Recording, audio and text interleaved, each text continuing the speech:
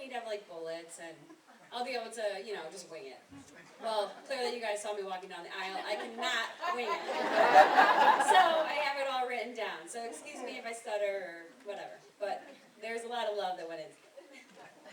So if you don't know me, my name's Liz, and I'm Trisha's older sister.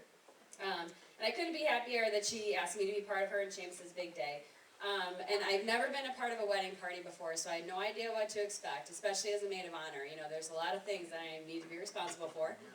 And I had the best group of bridesmaids and brides to get me through everything. So thank you. Everything from spray tans to fake lashes and everything in between. So yeah, you taught me all I need to know. For my own wedding. Yes, thank you. Or what not to do.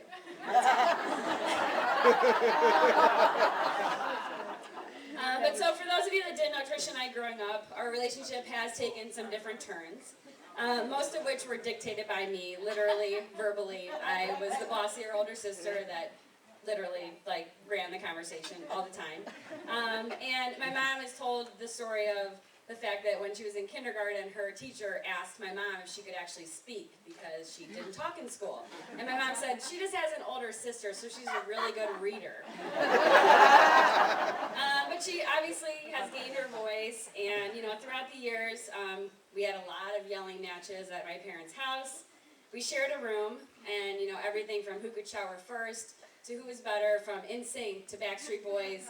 Obviously, Justin Timberlake's awesome, so she won that battle. NSYNC is pretty much way better than Backstreet Boys. And a more recent debate that you guys may have seen on Facebook was who kissed a certain quarterback of the ACL team.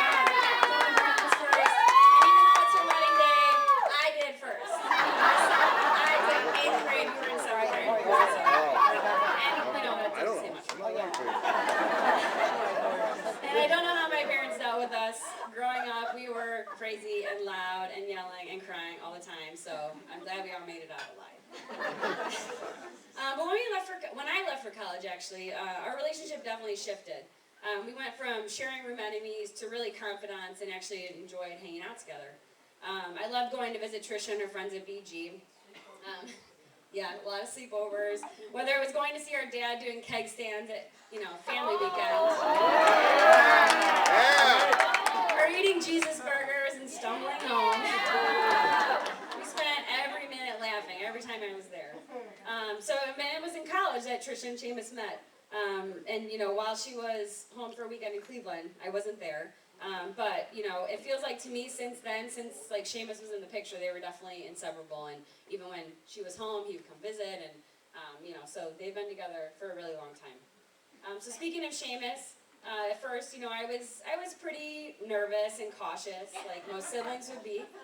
He was a little older, and despite his Irish charm and 3.6 high school GPA, Paul, he does give off a little bit of a bad boy vibe, so it's a little shaky. But I wasn't able to spend much time with him when they first started dating because I was living in Chicago.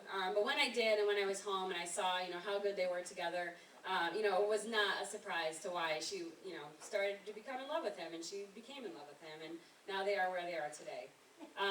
And as my dad said, I'm sorry. Obviously, I saw him in his element. So there's trios for Jameson, the Bellagio for Guinness, and his couch for Bud Light. And as my dad always says, he's just so damn funny. So if you don't know him, he has great one-liners, and he's just a great person to be around. And as we've all seen, he is just really great with kids and his family. So I really appreciate that, and I know that my sister does as well. Excuse me, page 2. But all these memories and experiences have led up to today, the reason obviously why we're all here, to celebrate the start of their new life together. And again, I'd like to thank the bridesmaids for getting me through this. To Brian, our younger brother, who obviously put up with wedding errands and more wedding talk than any younger brother should have to. Thank you to our parents for everything they've contributed to this wedding, including your patience, because, again, we yell, and that's just how we get through things. To Seamus' parents for raising such a great son. We cannot wait to spend the rest of our lives together with him as well. And thank you to Seamus, to you for putting a ring on it, because we all know we were very worried. Yeah, for that faithful New Year's Eve last year.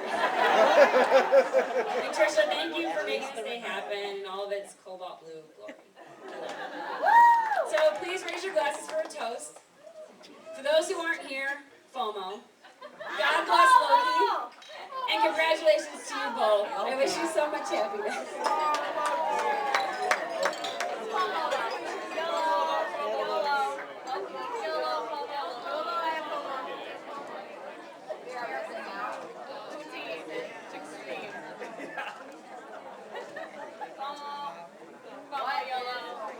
What is yellow?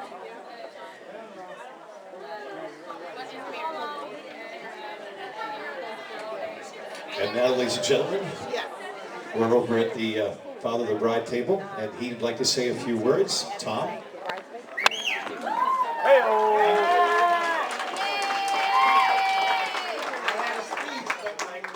She took everything I was going to say. I just wanted to welcome everyone, family, friends, to this very happy occasion on behalf of Mimi and I. And I would like to wish Tricia and Seamus a very long and happy life. Mimi's got a request in for grandchildren. And I would like Mike and June and Sarah. Where is Sarah at? I would like to also thank you for this great son you have passed our way. Let's go.